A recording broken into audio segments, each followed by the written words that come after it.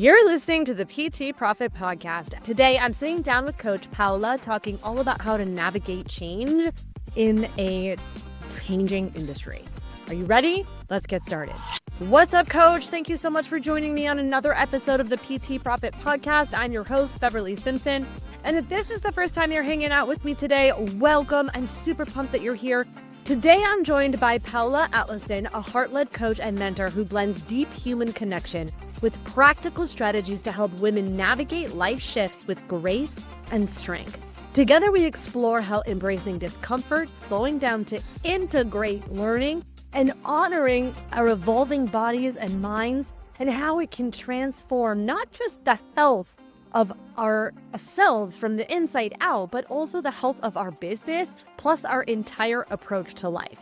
So if you're ready to move beyond quick fixes and find your own sustainable flow, then get ready for this episode. Are you ready? Let's get started. It isn't it? Are we in Mercury retrograde? I mean, I thought like we should be. It is. Very much is. It's a time for pausing and not doing much. And here we are doing everything, right? I know, just as we do. Okay, so we were having a technical breakdown, and I was basically just laughing and saying that Paola and I have worked together for many years. We've known each other for a long time. And we were just discussing it before we hit record, and I was saying that every time I get the pleasure and privilege of talking to you, I always feel so good after our conversations. You just bring so much light, joy, and positive energy in your work, and it is infectious. So it's great to have you on the show today again. How are you? I'm good. And I'm happy to be talking to you. It's been a while, and I always love connecting with you because, yes, it always starts with like, I'm having a dilemma, and then we start talking, and then the dilemma turns into like seriously, that's what we have to do. And then we end up laughing about the whole thing. But it reminds me, did I ever tell you the first time I met you and I saw you was through, you remember that group session we did with Erin? Yeah, love Erin. Mm-hmm. And immediately I was like, I need to talk to this woman because you were so intense. I was like, she's going to tell me what to do. She knows exactly what I need to do. This is what I need. And then I get to know you, and you're actually really lighthearted. But when it comes to like implementation of things, You're right. I used to get feedback when I was a district fitness manager for Crunch. We would have to do presentations, and then we would get feedback from all of the people that were there. And 9 times out of 10, it was always positive, great information. But there would be some that were always like very intense. Felt like I couldn't breathe. I love it. But it's true. I so am usually lighthearted and just bring joy to my work.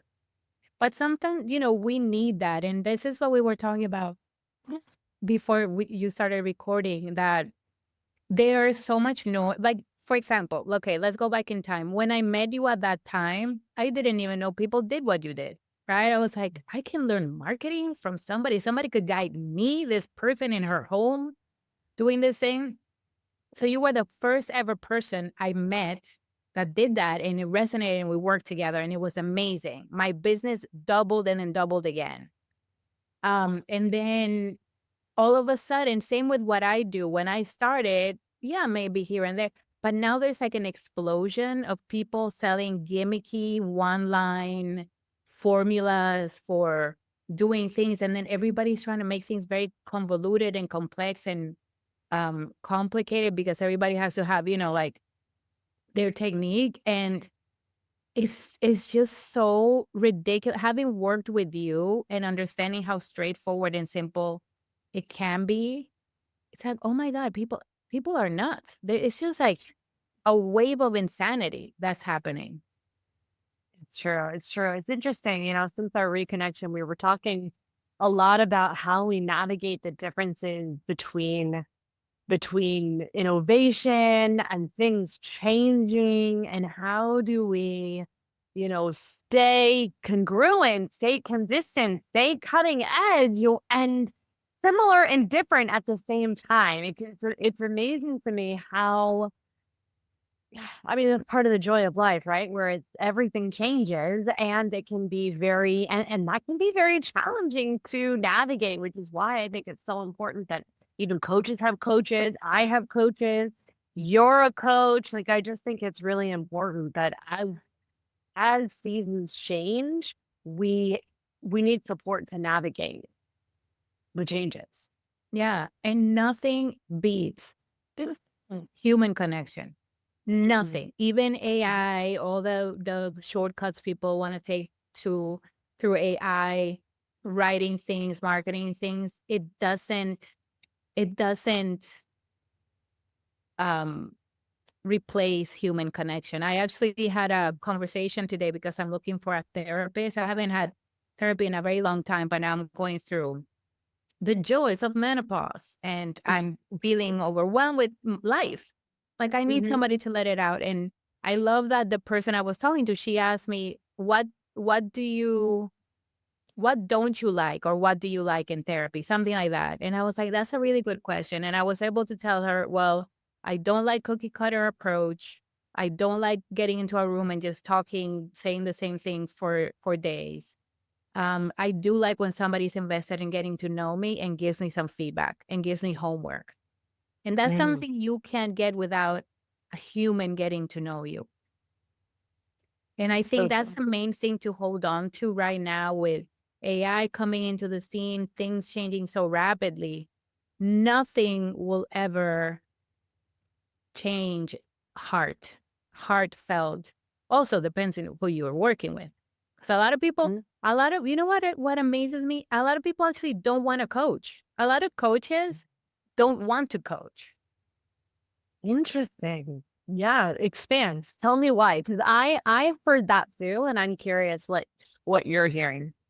They just want you to do recorded. I don't have a problem with recorded things.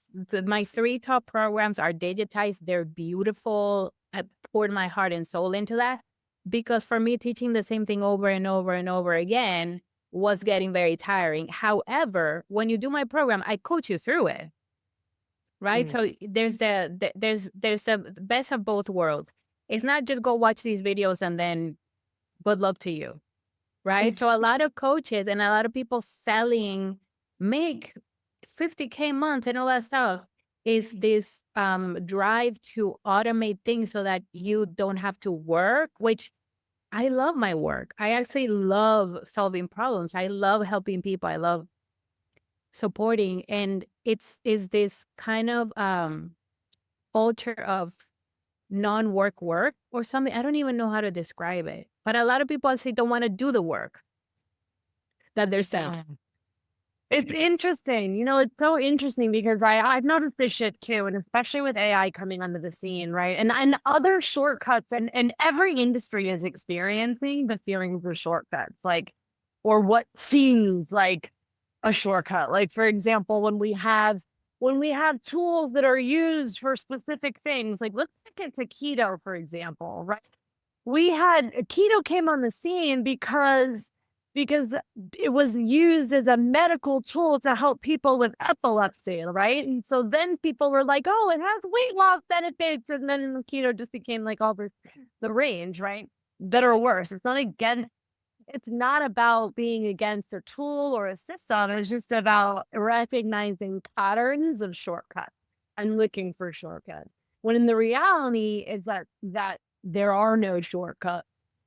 You can have tools that assist you, but you have to have, if there's not a plan in place that is going to support you for the long haul, which is going to take work, grit, change, then it doesn't matter if you're building a body or a business, you're likely going to repeat patterns and potentially struggle. It's just my opinion.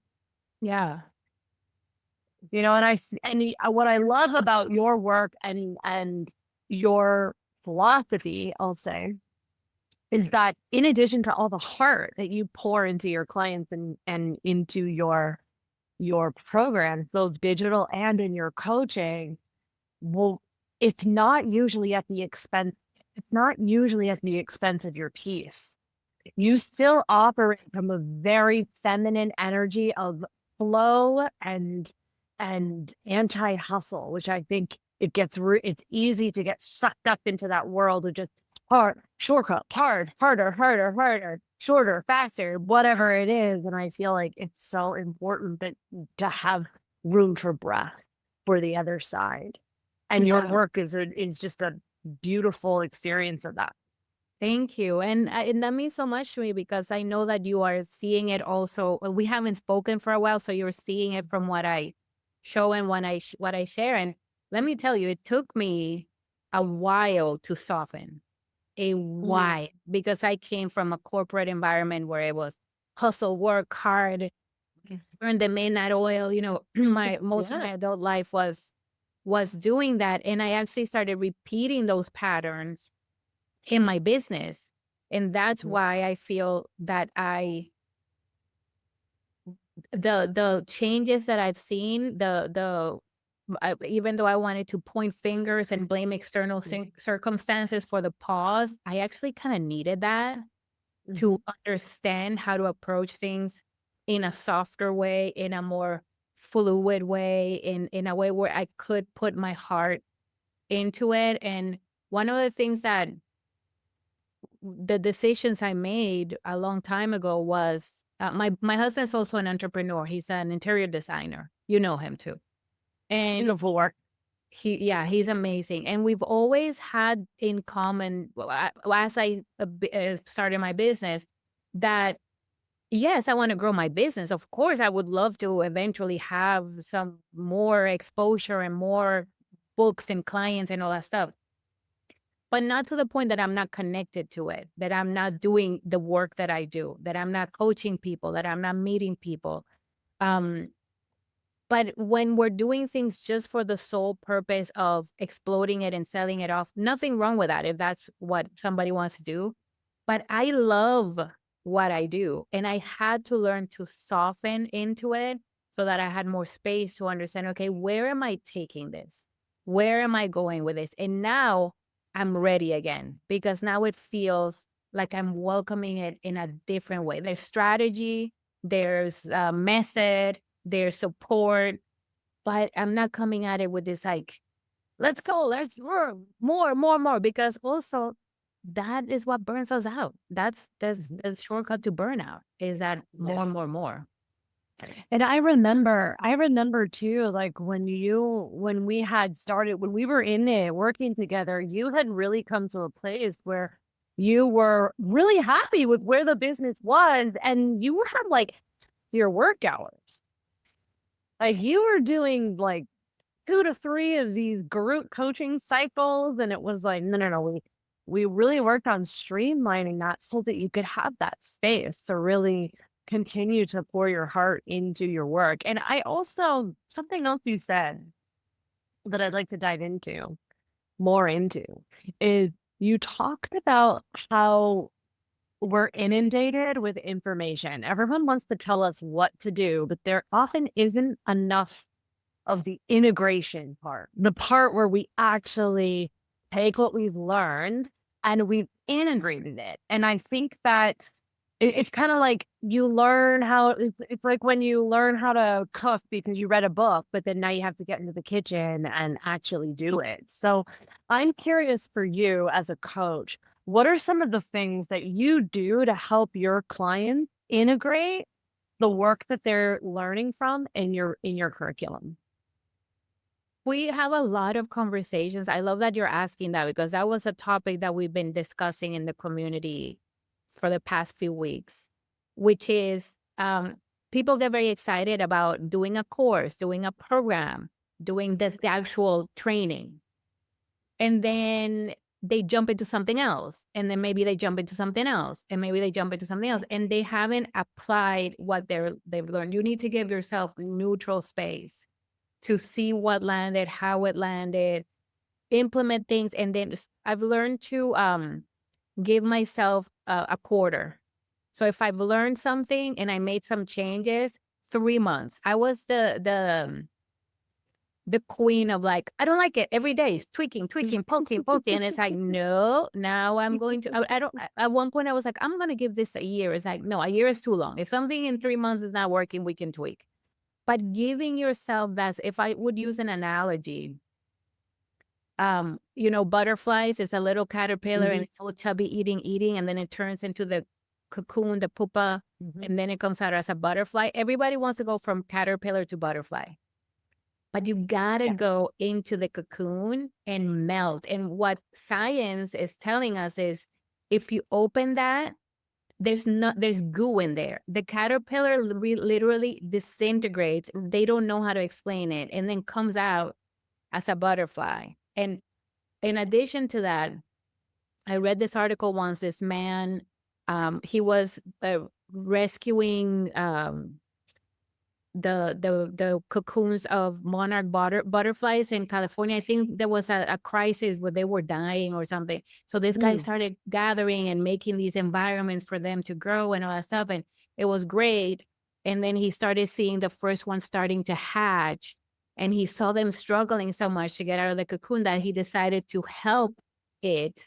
And immediately it died because you can't, it's like that's part of the process, that breaking out of the shell. So we don't like the discomfort. We are anti-discomfort.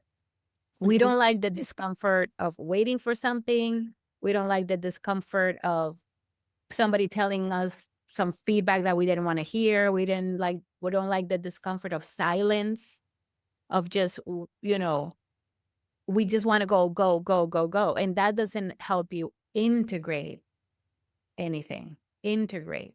So with my clients, we discuss something. When I do one-on-one, it's very meticulous. It all starts with conversation. We figure out, oh, this is what we're going to address now. And then we have space. And I give them a little homework. And there's always a awareness, willingness, devotion, integration process. Okay, now I'm aware. I'm willing to do something with it. I'm going to devote myself to figuring it out. And then I'm going to let it integrate. And then I'm going to move to the next thing and move to the next thing.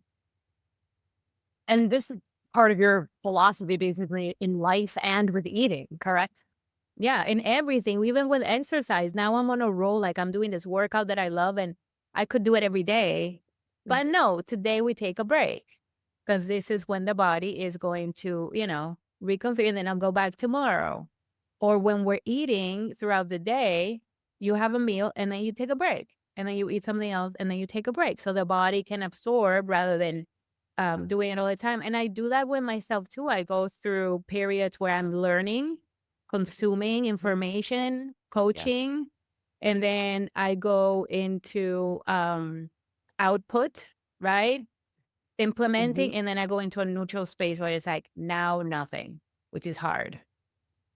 Mhm. And then because if it were up to me, I would be like eating information, books, coaching, all of it. I love learning. It keeps me engaged. But I've learned to cultivate that neutrality of pausing and integrating.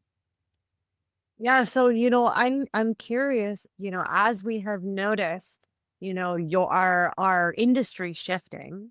And when I say industry, I mean our habits and lifestyle habits around better, faster, and harder essentially. So I'm curious how you help your clients slow down so that they can integrate pause into their life.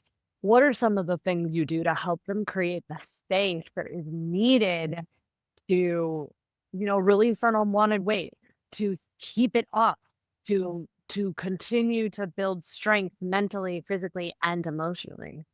So I work with what I call my pillars of wholeness, and they include nourishment, breath, um, flow, movement, sleep, joy, awareness. Awareness actually is the number one.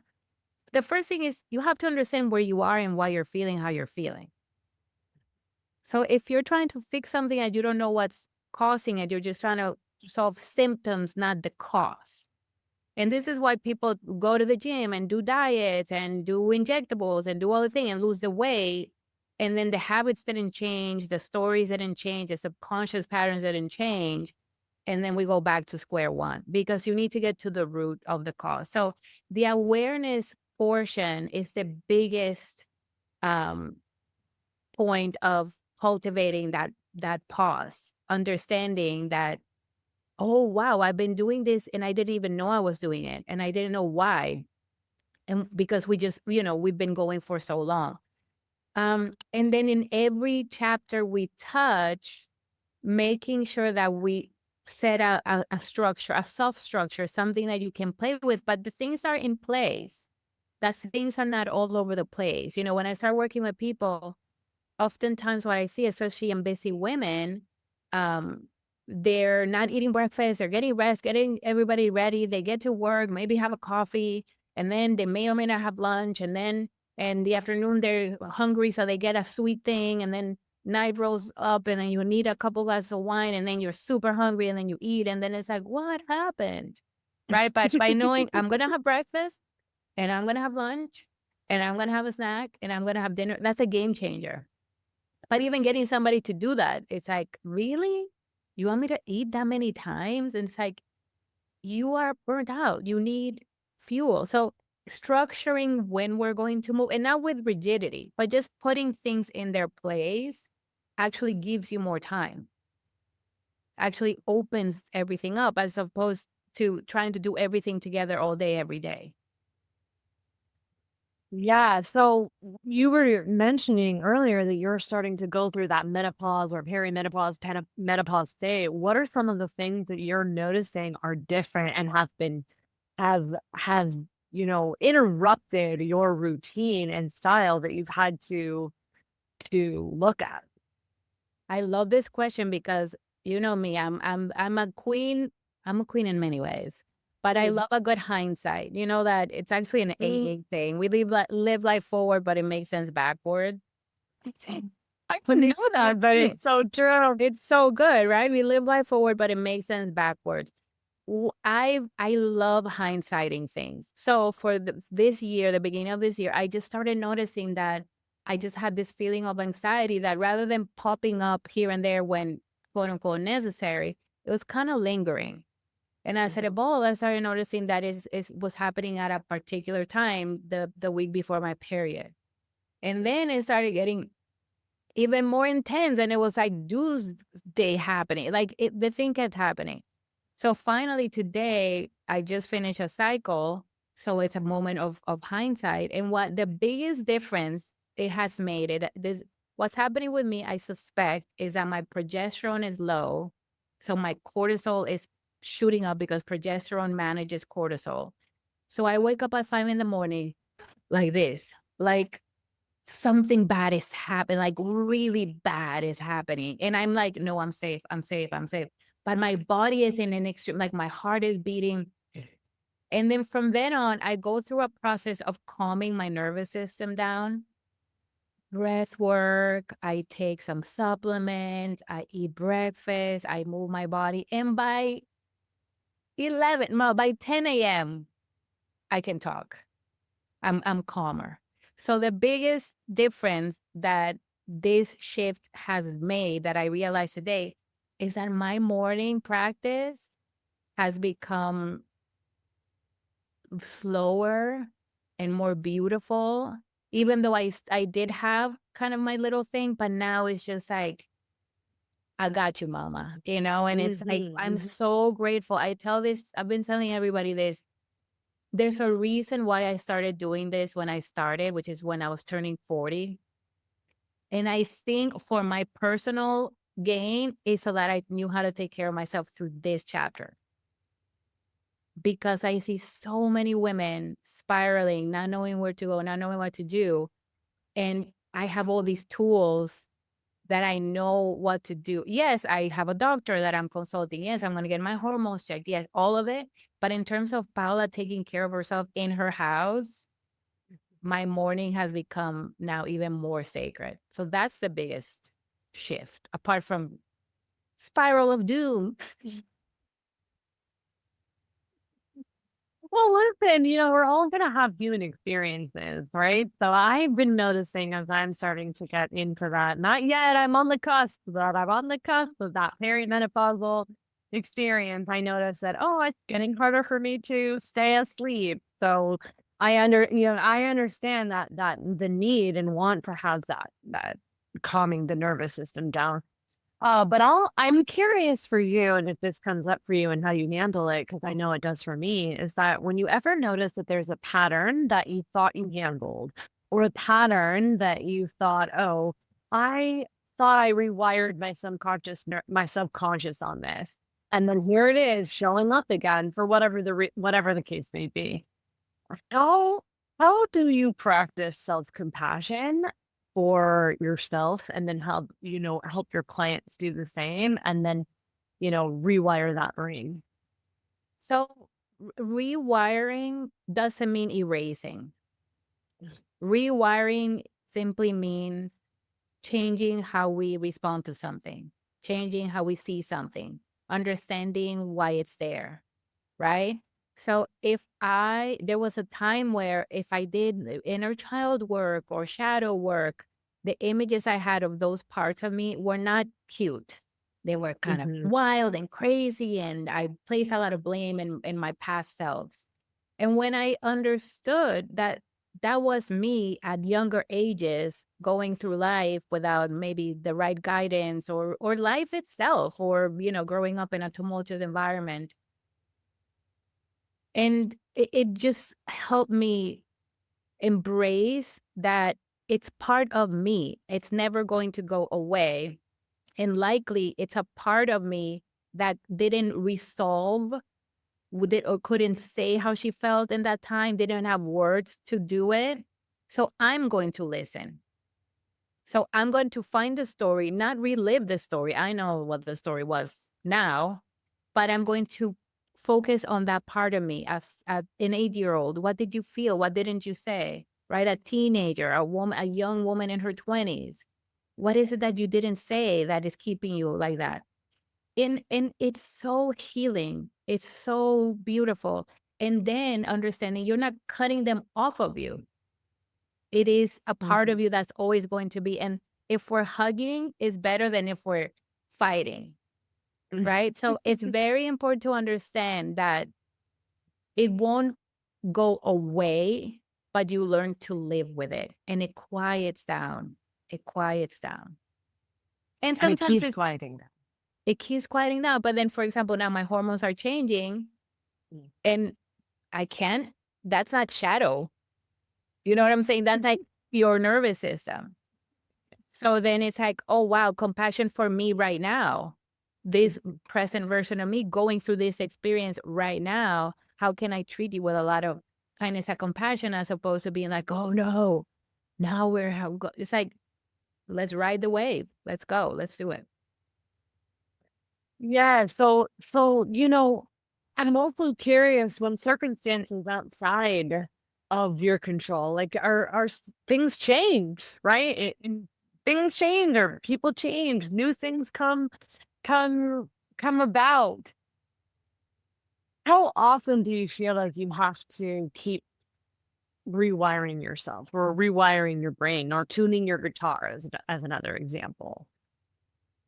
I mean, I love that you're using that analogy because it's the same as if you were tuning a guitar, right? You can have the most beautiful guitar in the world that comes tuned, factory tuned, and you play it and you're like, no, I wanna adjust this one. And then you're playing for a long time and everything is like sounding great. And then one day it's like something's off and then you tighten that. So Hmm. and the opposite end, let's imagine you find a vintage guitar that Hmm. hasn't been touched in a long time. It's beautiful, but it needs a lot of work. And you spend days and weeks polishing it, cleaning it up, changing the things, and then you tune it. So that effortful beginning then comes to a place of, okay, now this is good. But that's not it. Then you can't Hmm. never tune it again. You can't just keep playing the thing until it falls apart again. So it's important to stay connected to self. I remember in the beginning of my own personal journey, my husband made a comment. He's like, you don't want to be so self-aware that everything you do is like a thing. And I'm like, actually, yes, I want to be so aware of what I need and the things that I don't need that I just know I eat this or not that, or I go here or not there. And if we all would be so tuned into ourselves, the world would be a much better place, because it all starts with the self. If you see yourself as part of a collective, a community, and you want to show up as the best version of you, if everybody did that, it would be a different world. But we're Right. always pointing fingers and this and that, and then we're not evolving, we're not refining, we're not growing. Mhm. Everything, it's the fault of everything else. Like, how much have you been in touch with yourself? I'm also curious to, on the flip side, how many of the people that you get to work with are overfunctioners? And when I say that, I mean the people that sometimes are internalize everything, where they think everything's their fault, or where they think that they're always like, no, I'm just self-aware. I need to work harder. I need to, whatever it is that I need to prove myself to show that I am going to own other people's responsibilities, right? So how do you navigate the separation between, not taking the blame for everything, but also being self-aware? So it's different things, right? So being self-aware is being able to close your eyes and know how you feel in that moment, and have enough time to know how to respond to a situation. When we are reactive, we're not connected to self. If we're feeling like I Mhm. need to do more and I want to do this and that, that's not self-aware. That's actually the opposite. That is, I'm a robot, I'm a machine, I'm going to function and I'm going to output, output, output, because that's conditioning. That's conditioning is the the extreme opposite of self-awareness. Conditioning is what we've been taught. Conditioning are stories. Conditioning is generational stuff, right? And self-awareness is actually a separation from all of that. Who am I, me here right now?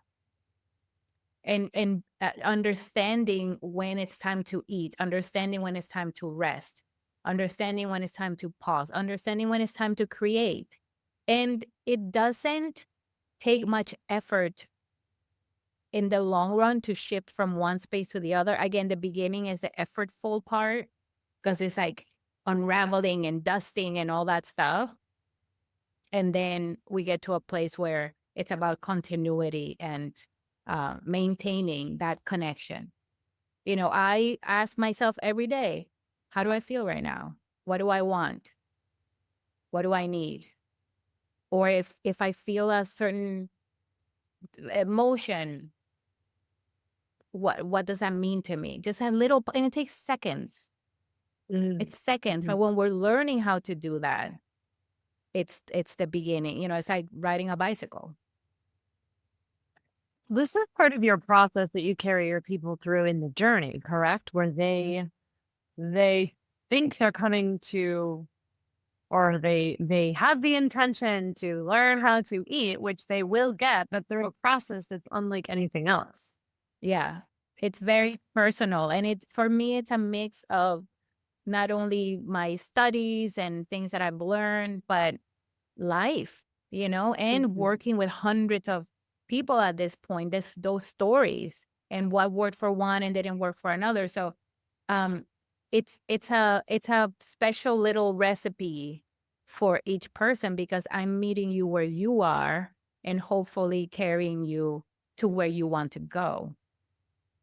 Yeah, there's something you said that I think is really powerful is that and I feel like I have unconsciously created my containers to be very similar, which is that the collective is made up of individuals. So it's important that we have both, where we are, present and have a custom experience within a collective. Like that is powerful. And you built your containers to be the same. Like I think it's important to remember that sometimes what's often most personal is most general. So there are likely people like you that are going through the same similar thing. And then as long as you have those like bumper boundaries in place for yourself to know what's yours and what's theirs, it can exponentially help you solidify to get to wherever it is that you want to go in life, in food, business, whatever it is. Yeah. Would you agree? Yeah, 100%. I mean, we are a human species, right? And if you start categorizing men, women, children, age groups, there are commonalities. But that doesn't mean that that's going to work for everyone. But you can set standards, right? If we eat food, we grow and we're happier and we thrive. If we don't eat, we shrivel and it literally die, right? So let's eat food. Mm-hmm. So number one, eat some food, right? Number two, make sure that you're eating these amounts of a day, because breakfast, will help you balance your cortisol, blah, blah, blah, blah, blah. But for example, if I've worked with nurses that do the night shift Mm-hmm. and they're awake at night. How am I going to tell Mm-hmm. somebody to eat at 9, 12, 4, and 7 if they're up from 11 to 7? You know what I'm saying? So then then you start getting into the nuances of the preferences of the person, if they have any health concerns, and then you start filtering. But there are foundational things that serve a lot of people. So it's important to understand, okay, what are the foundations? What is the main structure that we're building the house on? And then we start putting it together.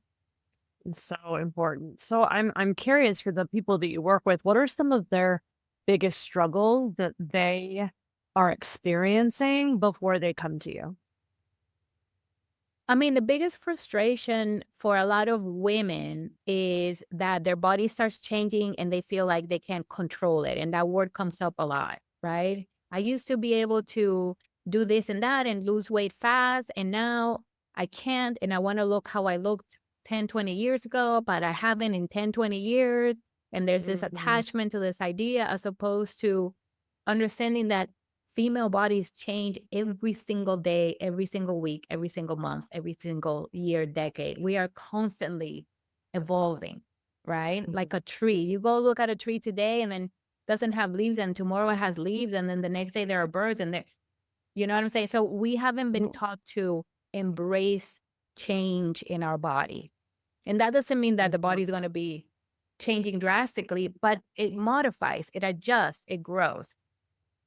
And then what happens is we start implementing very drastic measures. We start dieting, we start over exercising, we start taking a bunch of supplements because we want to fix it fast.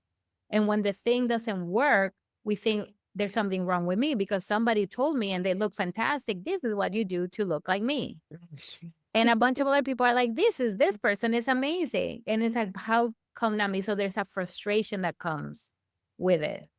So the difficulty is very personal. It feels like, how do you get somebody to embrace their body that is changing, as we understand what it is that's making it feel out of balance, and then bring in a process where they can release all of those layers, because it's also very emotional.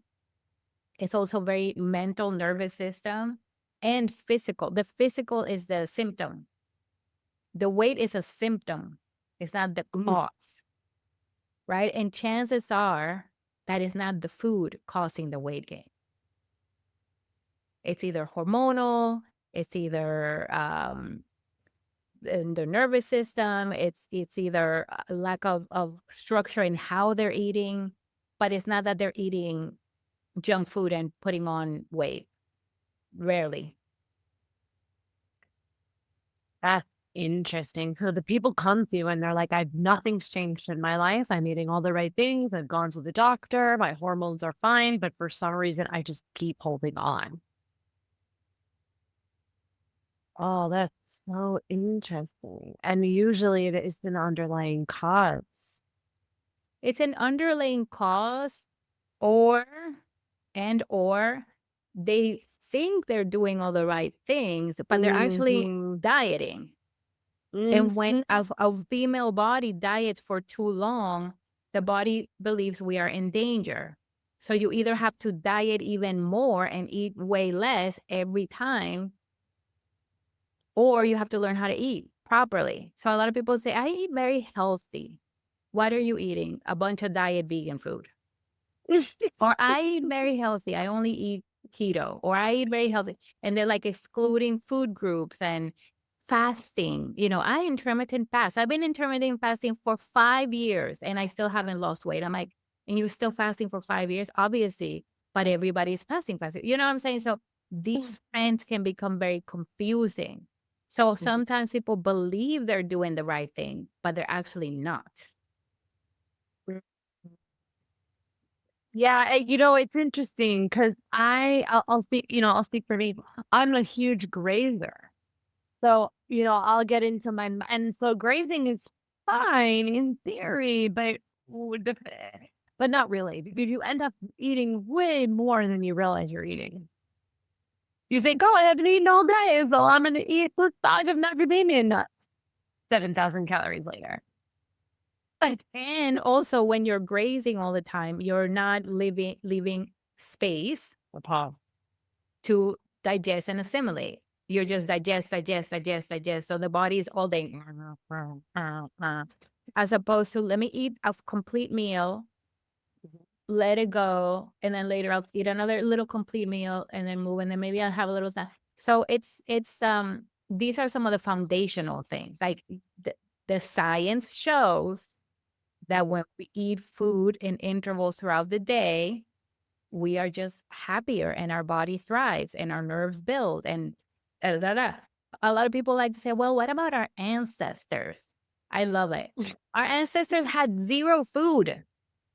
These people were hustling. You don't want to be a caveman. Cave people had zero food. They were fighting with the hyenas for a little piece of a carcass. They were not hunting mammoths.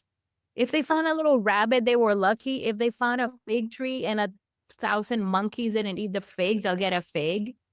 They were sharing everything. These people were not something to look up to. Right? They also died at 30. And they died at 30, right? And then with Industrial Revolution, we learned to, with the farming revolution, we learned how to grow food. But then we started eating single thing. People ate potatoes or people ate oats and they had no teeth. It's like, you can't say, like, we are here now and our body is designed to eat a little bit of everything. And if you are lucky enough to eat several meals a day, please do it. Just know how to do it and what to eat for your body. Paleo. Every time I hear paleo, I'm like, our ancestors. Our ancestors are like giving us the middle finger right now. Like, you are so... You know what I would do with all that food in a house with a roof and clothing? Oh my God, I'm laughing so hard. They have no teeth. As a matter of fact, our ancestors probably did have teeth because they were eating raw things, but the oatmeal and potato people, they lost all their teeth. But I'm going to give you, it is believed that we evolved from the first Homo sapiens into more advanced humans with the discovery of fire because we started eating cooked food. And when you cook food, you get more nutrients. So they started eating more plants they couldn't eat raw and things they couldn't eat raw. And they started eating more. And then our prefrontal cortex, our intelligent brain grew. So eating makes you smarter. Yeah, so why wouldn't you eat? What do I eat? No, I said, why wouldn't you eat? Why wouldn't you? If you know that eating smarter, or that what eating smarter, why wouldn't you eat?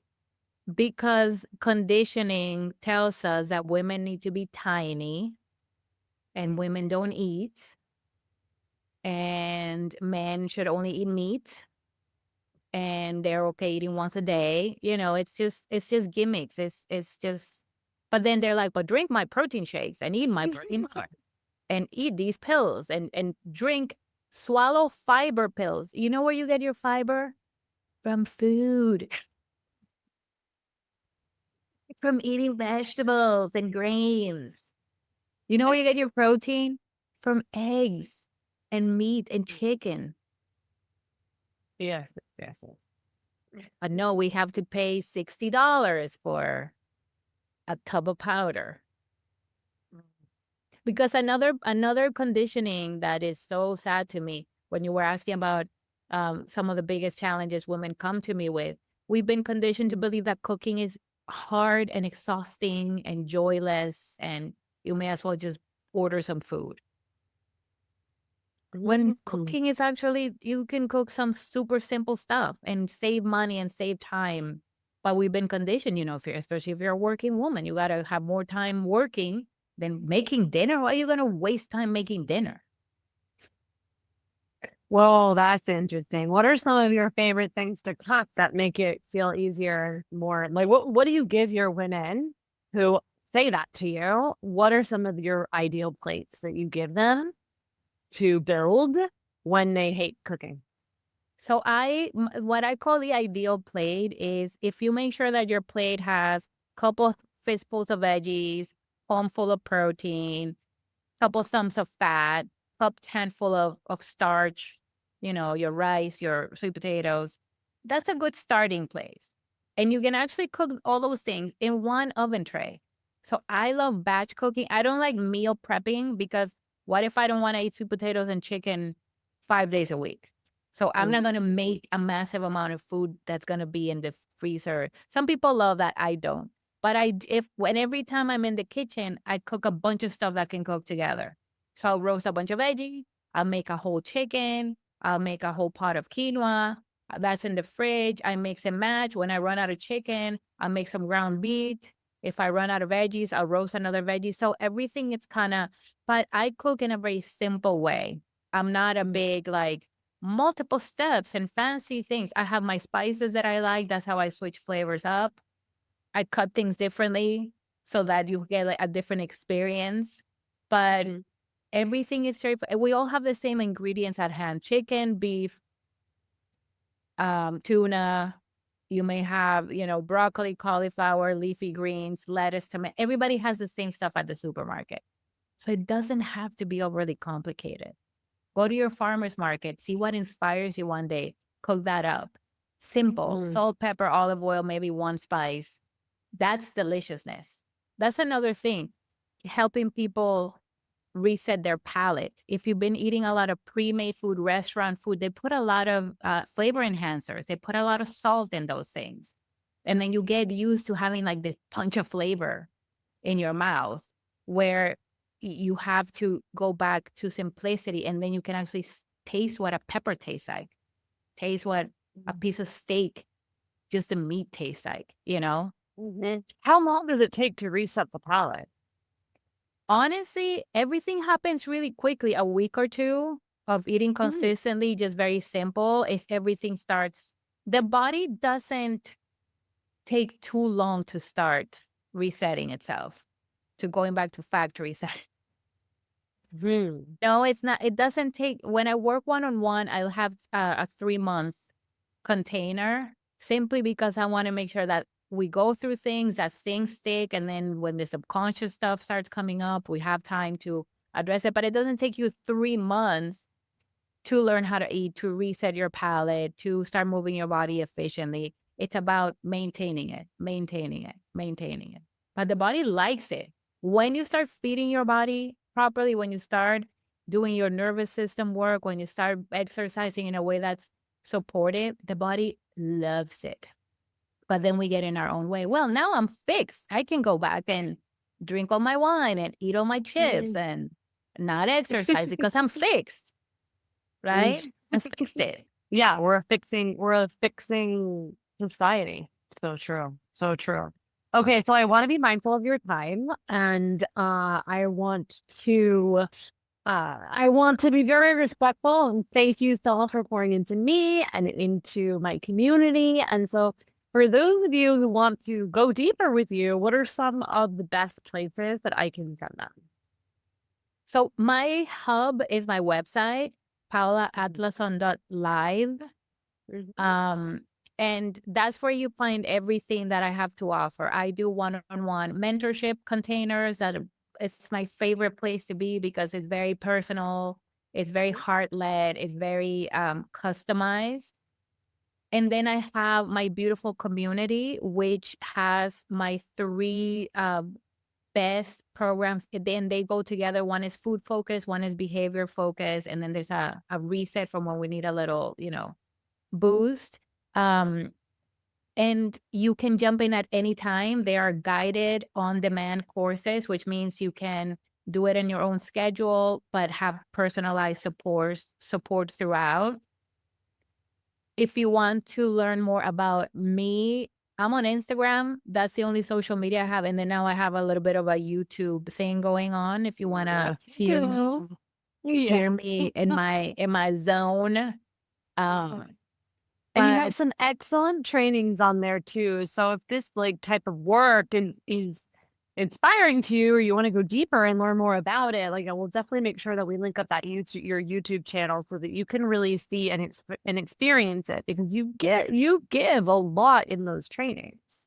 yes, I do. And they are typically all of my trainings are day one of one of my programs. So it makes you feel like you are immersed and about to start. And I give you the foundation. And then if you want to continue, you join in. But I do believe that it's it's important that we understand when you're looking for a teacher that is somebody that you can connect with, that they're speaking your same language, somebody that has been where you are and has come out on the other end happy and joyful, and that you can invest your time, energy, and finances into doing that. That you have to come to the thing fully invested, fully aware, and understanding. And that's something that I think is so misleading about so many options that are floating in social media and all that stuff in your field and my field, that, to go back to the beginning, nothing is a quick fix.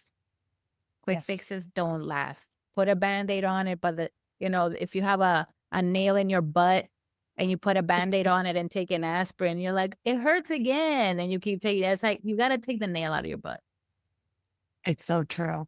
And I think that what you said is really powerful, both for business, basically for anything. You need to have a level of devotion to change, and then embracing the change and letting that stay, if we're going to circle all the way back, right? And I think that it's same is true for business. That if you were considering growing your business, you would need to have the same level of commitment as well. Those are the people that I have found that have the most success, are the ones that are in it and are willing to get uncomfortable and be comfortable in the uncomfortable, and then they explode in whatever successful they're in. Health, life, relationships, business, whatever the goal is, I think. Yeah, I'll leave you with this. I just read today. It's something I had read before. That if you remember those scientists that created a bubble in the desert, biosphere, something, and they were like seeing if they could live in this bubble with like trees and everything. And somebody visited them and noticed that the trees were wired to the tops of the structures, like pinned in. And they're like, why do you have the trees pinned up? And they're like, well, because there's no wind, and wind creates a resilient wood, and it makes a tree stronger. But because there's no wind in here, they just like flop over. And it was used as an analogy to understand discomfort makes you grow. If you avoid discomfort, you're never going to really open up to your full potential. You have to face yourself, and facing yourself sometimes feels uncomfortable, but it's just going to make you stronger when you know yourself. Knowing yourself makes you stronger. So true. It's so true. And sometimes, in order to know yourself, you're going to need a little bit more support. Yeah, because of like little hand holding and hugging, it's really nice when you feel like, so true. Okay. Thank you so much. Again, I appreciate it. I'll make sure that I link up all of those links that we talked about, and I'll put them in the show notes. I love you so much, Beverley. I love you too. Love you.